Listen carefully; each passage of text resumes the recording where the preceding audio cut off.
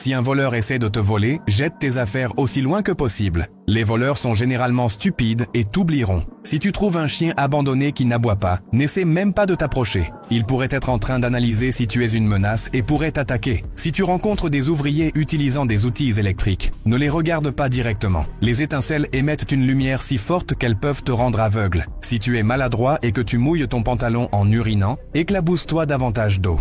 Les gens penseront simplement que tu t'es mouillé les mains en te lavant. Si tu es coincé dans un centre commercial sombre, cherche des crayons de cire colorés. Ils brûlent facilement et peuvent être utilisés comme bougies.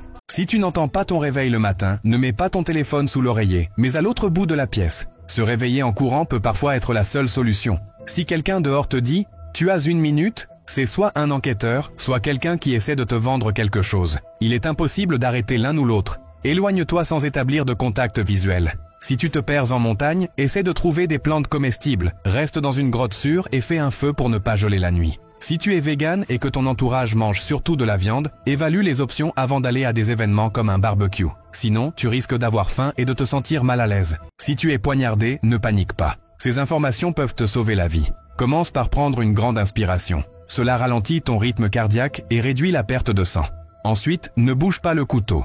Le laisser en place évite d'aggraver les dommages aux organes internes. Applique doucement une pression avec un tissu autour de la blessure. Pour augmenter tes chances de survie, allonge-toi sur le dos et surélève les jambes. Cela aide à maintenir le flux sanguin vers les organes vitaux et à ralentir l'hémorragie. T'es-tu déjà demandé quel est l'aliment le plus cher du monde? La plupart des gens pensent que c'est le homard, peut-être le bœuf wagyu ou un type de caviar. Mais ces aliments ressemblent presque à un menu McDonald's comparé au véritable aliment le plus cher du monde. Au large du Mexique et du Japon, il existe un poisson si rare que les pêcheurs ne sont autorisés à en capturer que 3 par jour. Son prix peut atteindre $10 000 le kilo. En fait, le spécimen le plus cher jamais pêché s'est vendu à 1,8 million de dollars. Cet aliment légendaire, c'est le thon rouge. Et toi, quel est ton plat préféré? Si tu arrêtes de te brosser les dents, cela peut entraîner des problèmes de gencives au fil du temps et finir par provoquer la perte de tes dents. Mais qu'en est-il de nos ancêtres? Pendant des milliers d'années, ils n'ont utilisé ni brosse à dents ni fil dentaire. Et pourtant, des recherches montrent qu'ils avaient très peu de caries. Alors, comment ont-ils pu rester en si bonne santé sans se brosser les dents, alors que nous n'y parvenons pas? Parce que nos ancêtres consommaient des aliments naturels, non transformés et riches en fibres, ce qui soutenait la santé bucco-dentaire.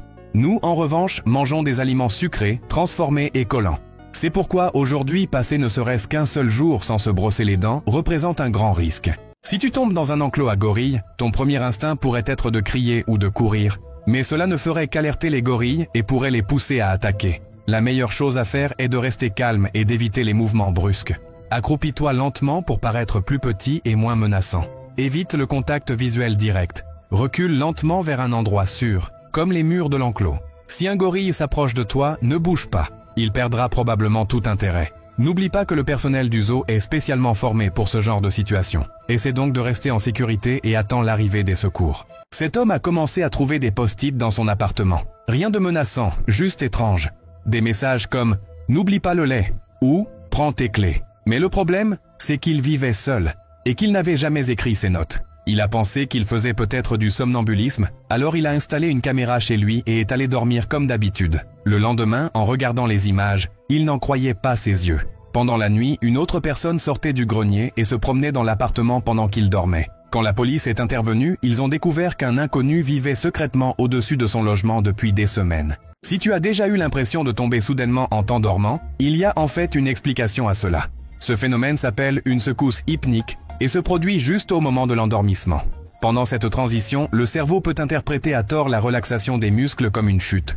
En réponse, il envoie un signal d'énergie soudain aux muscles pour te rattraper. Cela provoque une secousse du corps et te réveille en sursaut. En 1982, un homme a tiré à plusieurs reprises sur un cactus dans le désert des États-Unis, juste pour s'amuser. Soudain, le cactus a commencé à se fissurer. C'était un cactus saguaro de plus de 6 mètres de haut et pesant des milliers de kilos. De manière totalement inattendue, une énorme partie du cactus s'est détachée et est tombée violemment sur l'homme. Écrasé sous le poids, il est mort sur le coup.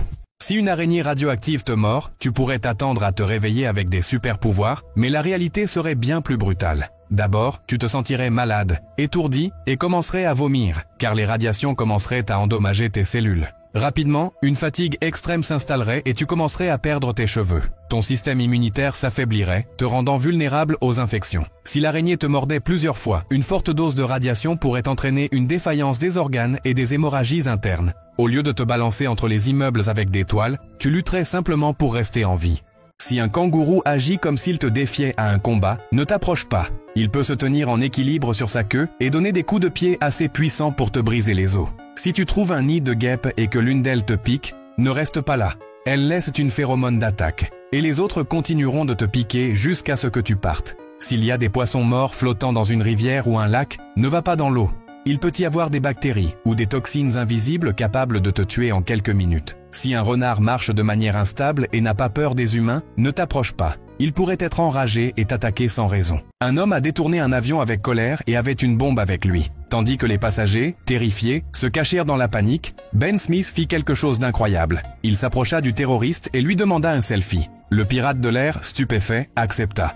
Et Ben sourit comme s'il était en vacances. Alors que la bombe semblait sur le point d'exploser, une vérité choquante éclata. La bombe était fausse. Mais Ben n'avait aucun moyen de le savoir. En 2001, Asha, âgé de 99 ans, a préparé son sac à dos et a quitté sa maison pendant une tempête. Avant l'aube, un conducteur l'a vu marcher seul et a fait demi-tour. Mais en s'approchant, Asha a couru vers la forêt. Au matin, elle avait disparu, et seuls quelques objets ont été retrouvés près d'un abri. Malgré d'intenses recherches, aucune trace n'a été découverte. 1 an plus tard, son sac à dos a été retrouvé sur un chantier, enveloppé dans du plastique. Mais cela n'a apporté aucune réponse. À ce jour, on ignore pourquoi elle est partie ou où elle est allée. Et cette affaire reste l'une des disparitions les plus mystérieuses au monde. Une fille laide des États-Unis a été attaquée par un ours brun. Mais elle a réussi à le maîtriser et a survécu dans la forêt pendant 10 jours jusqu'à l'arrivée des secours. La célèbre exploratrice Sue Atkins a été soudainement attaquée après être entrée sur le territoire d'un ours. L'ours lui a mordu la tête et déchiré les hanches, la laissant presque paralysée avant de s'éloigner. À ce moment-là, Sue a réussi à atteindre son fusil, a poursuivi l'ours et lui a tiré dessus à plusieurs reprises par vengeance. Ensuite, incapable de bouger, elle a attendu des secours dans la forêt pendant plus d'1 semaine, jusqu'à ce qu'elle soit finalement retrouvée et soignée. Si le professeur pose une question en classe et que tu ne connais pas la réponse, n'évite pas le contact visuel. Au contraire, fais semblant d'être distrait. Comme si tu étais choisi pour être une victime dans Hunger Games, ils te choisiront immédiatement. Affiche une fausse confiance, fais semblant de réfléchir, hoche légèrement la tête comme si tu développais une pensée profonde. Et si tu remarques qu'il n'y a plus de papier toilette dans des toilettes publiques, tu as 2 options. Paniquer ou faire preuve de créativité. Abandonne la chaussette. Oui, c'est triste, mais marcher un peu de travers vaut mieux que de sortir sale. T'es-tu déjà demandé pourquoi la couleur bleue est si rare dans la nature? Par exemple, pourquoi il n'existe pas de tigre, de lapin ou de lion bleu? La raison est la suivante. Les animaux qui semblent bleus ne le sont en réalité pas. Leur peau ou leurs plumes ne contiennent pas de pigments bleus.